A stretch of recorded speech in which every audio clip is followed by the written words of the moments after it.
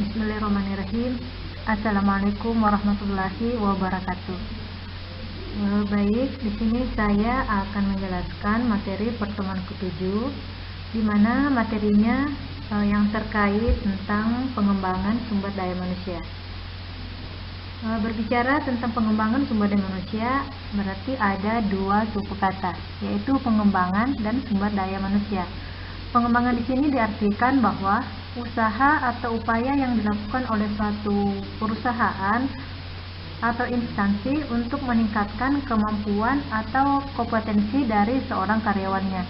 Dan biasanya pengembangan ini dilakukan dengan dua cara, yaitu dengan cara pendidikan maupun dengan cara pelatihan.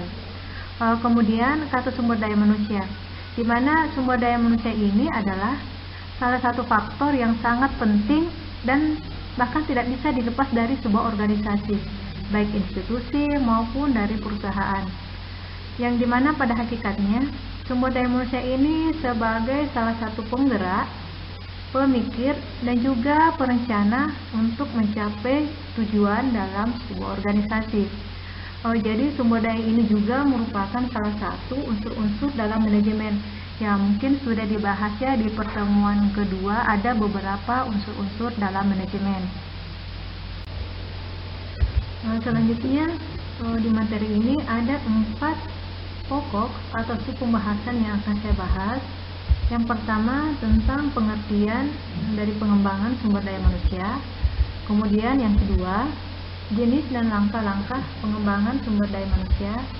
Kemudian yang ketiga, manfaat, tujuan, dan sasaran pengembangan sumber daya manusia. Dan yang terakhir, tentang metode dan tolak ukur dalam pengembangan sumber daya manusia. Baik, yang pertama saya akan membahas tentang pengertian sumber daya manusia. Di sini ada beberapa teori yang terkait tentang pengembangan sumber daya manusia. Yang pertama menurut Hasibuan 2009, di mana pengembangan SDM itu adalah usaha yang dilakukan untuk meningkatkan kemampuan teknis seorang karyawan, baik dari segi teoritis, konseptual, maupun moral, sesuai dengan kebutuhan pekerjaannya saat ini, baik melalui pendidikan maupun pelatihan. Kemudian teori yang kedua menurut Neo dan kawan-kawan 2011, di mana pengembangan SDM adalah perolehan pengetahuan, keterampilan, dan juga perilaku yang dapat meningkatkan kemampuan karyawannya untuk perkembangan sebagai salah satu persyaratan tugas, tuntunan klien, dan juga untuk pelanggan. Kemudian yang ketiga, menurut Mangku Prawira 2002, di mana pengembangan SDM adalah upaya yang dilakukan untuk meningkatkan pengetahuan karyawan yang mungkin saja digunakan saat ini atau sesering mungkin untuk kepentingan di masa depan atau di masa yang akan datang. Jadi di sini bisa disimpulkan bahwa pengembangan sumber daya manusia itu adalah usaha yang dilakukan oleh suatu organisasi, baik dari segi perusahaan maupun dari instansi untuk meningkatkan kemampuan atau kapabilitas dari sumber daya manusianya atau karyawannya, baik dari segi teknis, teoritis, konseptual, maupun dari segi moral, dan dilakukan dengan cara pendidikan maupun dengan cara pelatihan. Selanjutnya, jenis dan langkah dalam pengembangan sumber daya manusia. Di sini ada 2 langkah dalam pengembangan sumber daya manusia. Yang pertama, pengembangan secara formal. Yang kedua, pengembangan secara informal. Yang pertama, pengembangan secara formal yaitu di mana dilakukan oleh seorang karyawan atas inisiatif sendiri, keinginan dan biaya sendiri atas persetujuan perusahaan, atau bisa saja ditugaskan oleh perusahaan untuk mengikuti pendidikan ataupun pelatihan yang dilaksanakan oleh internal perusahaan maupun oleh lembaga pendidikan atau lembaga pelatihan lainnya. Kemudian pengembangan secara informal yaitu pengembangan yang dilakukan oleh karyawan atas kesadaran, keinginan, dan usaha sendiri untuk mengembangkan diri dengan cara belajar dari buku literatur yang terkait dengan pekerjaan atau jabatannya. Atau bisa juga dikatakan pengembangan secara informal ini pengembangan yang dilakukan secara otodidak. Jadi perbedaan antara formal dan informal di sini, kalau formal dilakukan melalui pendidikan, pelatihan, sedangkan informal ini dilakukan secara otodidak atau belajar dari buku-buku literatur yang terkait. Selanjutnya, langkah dalam mengembangkan sumber daya manusia menurut Wibowo 2011. Yang pertama, dapat memahami aspirasi pekerja. Yang kedua, mengembangkan rencana. Yang ketiga, strategi mengembangkan peserta. Jadi yang pertama ini memahami aspirasi pekerja. Dalam artian bahwa pengembangan ini dimulai dengan cara bagaimana memahami aspirasi pekerja, bagaimana tingkat kecakapan atau kemampuan pekerja mereka pada saat sekarang ini, untuk kemudian dimudahkan dalam dimotivasi, dibimbing, dan juga dapat mudah dibantu untuk perkembangan mereka selanjutnya. Kemudian yang kedua, mengembangkan rencana. Mengembangkan rencana di sini yang dimaksud adalah mengembangkan pekerja yang terkait dengan pekerjaannya saat ini dengan cara menambahkan satu atau lebih penugasan yang menantang dengan menggunakan coaching ataupun pelatihan keterampilan formal agar mereka mampu mencapai tugas yang diberikan. Di sini ada 3 elemen yang diperlukan untuk mendukung pengembangan karyawan, yaitu yang pertama dimotivasi atau termotivasi, yang kedua sumber daya organisasi yang mendukung, kemudian yang ketiga adanya dukungan dari seorang manajer. Kemudian yang ketiga, strategi pengembangan peserta. Di sini ada 4 strategi yang dapat digunakan untuk mengembangkan para karyawan. Yang pertama, dapat mendesain ulang pekerjaan atau job redesign. Yang kedua, delegasi tugas atau memberikan pembagian tugas. Yang ketiga, pelatihan keterampilan. Kemudian yang keempat, dengan cara melakukan pengembangan karir. Jadi ini ada 3 langkah ya yang digunakan untuk mengembangkan sumber daya manusia menurut Wibowo. Kemudian yang selanjutnya ada beberapa tujuan dalam pengembangan sumber daya manusia. Yang pertama, dapat meningkatkan produktivitas kerja. Yang kedua, dapat meningkatkan efisiensi tenaga, waktu, bahan baku, dan juga kawasan mesin. Yang ketiga, dapat mengurangi tingkat kerusakan bahan baku, barang produksi mesin, serta bahan dan peralatan lainnya. Kemudian yang keempat, dapat mengurangi tingkat kecelakaan, sehingga kesehatan dan keselamatan kerja karyawan itu juga semakin baik. Yang kelima, dapat meningkatkan kualitas pelayanan customer perusahaan, sehingga konsumen dapat menerima manfaatnya juga semakin baik. Yang keenam, dapat meningkatkan moral kerja karyawan. Ya, di sini yang dimaksud mungkin awalnya karyawan ini tidak disiplin, ya, sehingga dengan adanya pengembangan pelatihan dan pendidikan yang mereka lakukan, sehingga mereka mampu lebih disiplin lagi. Kemudian yang ketujuh, membuka ruang peningkatan karir karyawan, berarti adanya jenjang karir. Yang kedelapan, dapat meningkatkan kecakapan dalam bentuk konseptual para manajer. Dan yang terakhir, dapat meningkatkan balas jasa bagi karyawan. Jadi dengan adanya pengembangan sumber daya manusia ini, mungkin kompensasi atau gaji upah dari seorang karyawan juga itu bisa lebih meningkat dengan adanya pengembangan. Jadi inti dari tujuan pengembangan sumber daya manusia ini adalah salah satu usaha yang dilakukan untuk meningkatkan kemampuan perusahaan agar mampu melaksanakan pekerjaannya lebih efektif dan lebih efisien.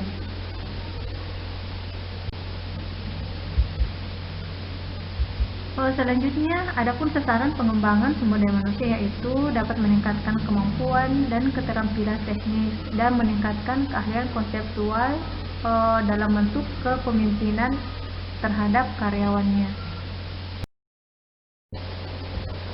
Baik, selanjutnya metode dalam pengembangan sumber daya manusia.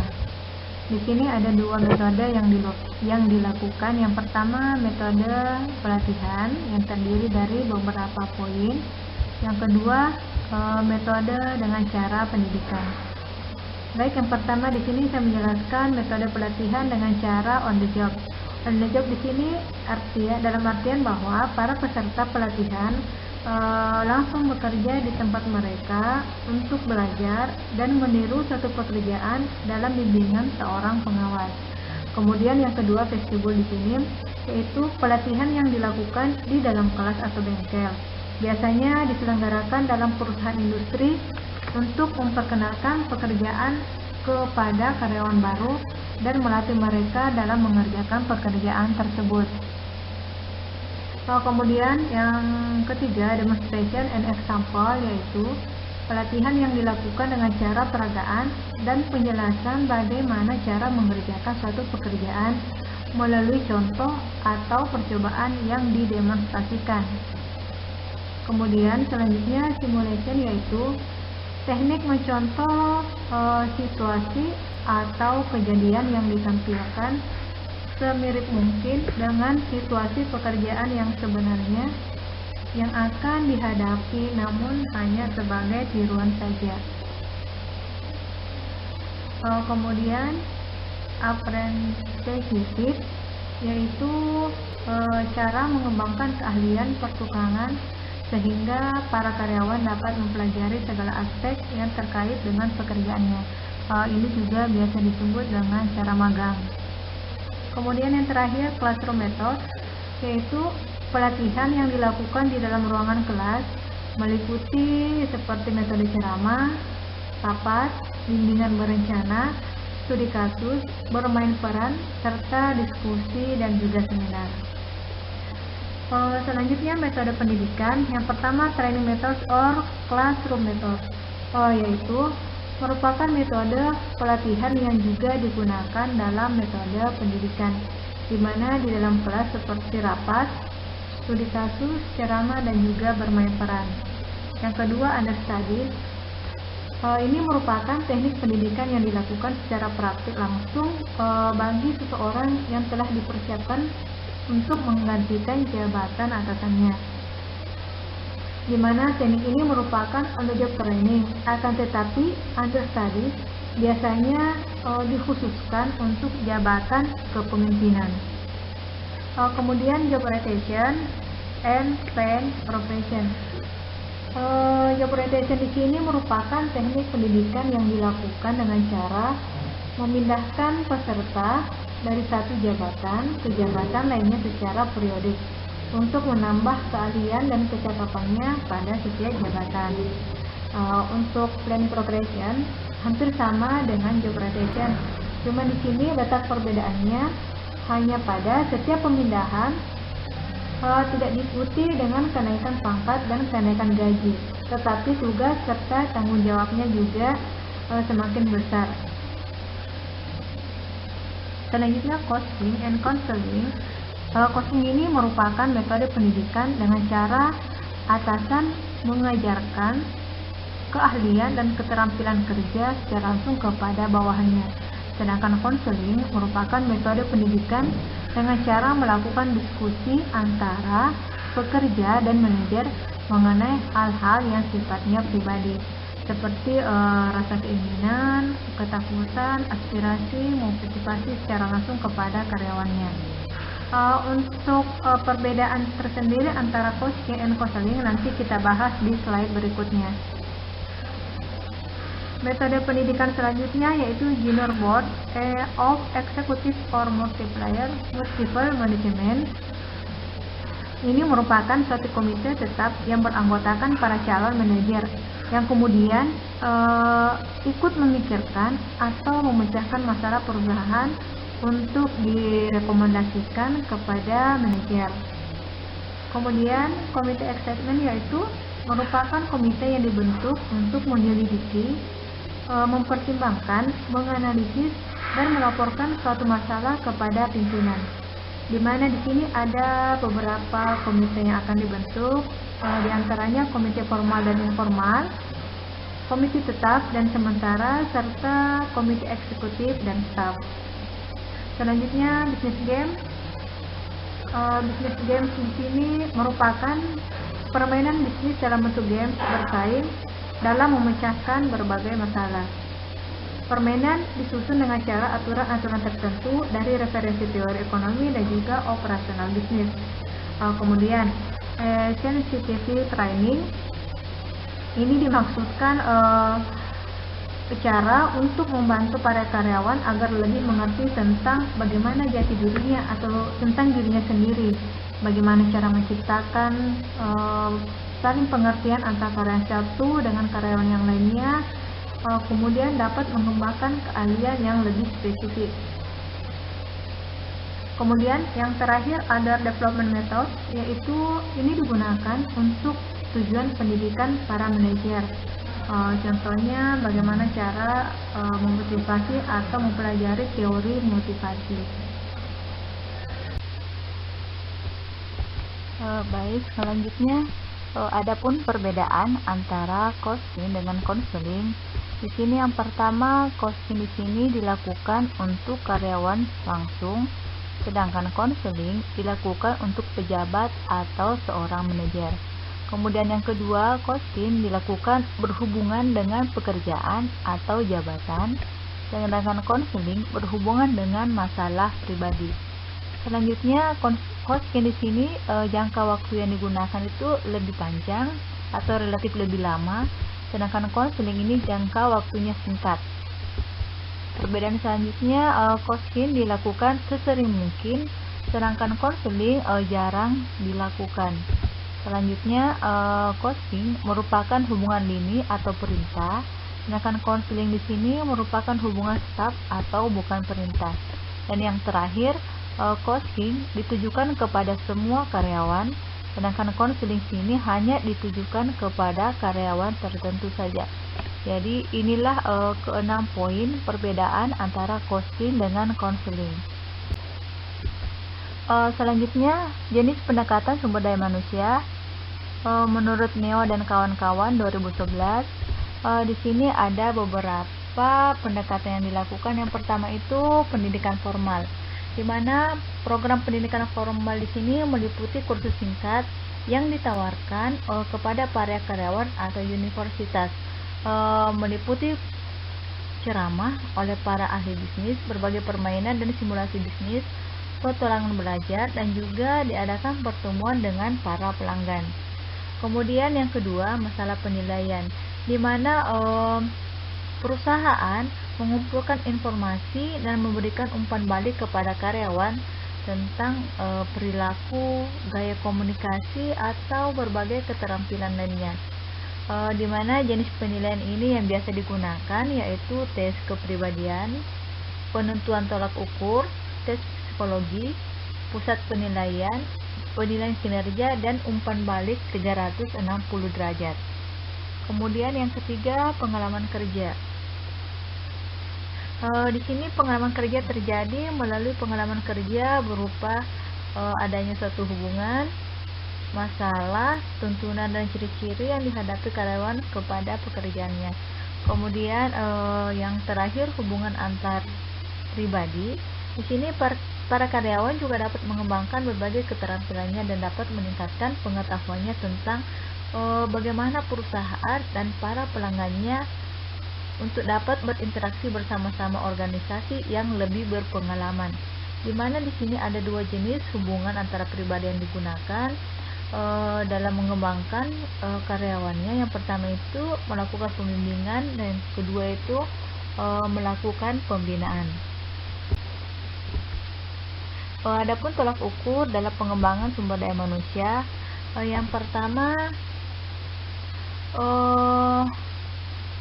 dapat meningkatkan prestasi kerja karyawan. Yang kedua, kedisiplinan karyawan juga semakin baik, absensi karyawan semakin menurun, kerusakan produksi alat mesin juga semakin berkurang, tingkat kecelakaan semakin berkurang, bahan baku, tenaga, dan waktu juga semakin efisien, adanya tingkat kerjasama semakin serasi, harmonis, dan juga semakin baik. Kemudian tingkat upah insentif karyawan juga akan semakin meningkat.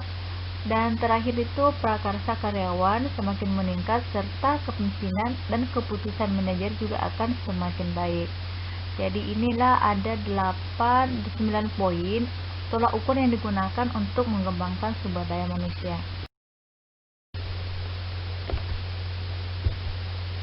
Demikianlah pemaparan dari pertemuan ketujuh ini tentang pengembangan sumber daya manusia. Jika ada hal-hal yang belum dipahami dan dimengerti, Anda bisa mempertanyakan melalui via Zoom ya pada saat proses pembelajaran nanti.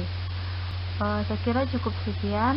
Saya tutup dengan ucapan Assalamualaikum warahmatullahi wabarakatuh.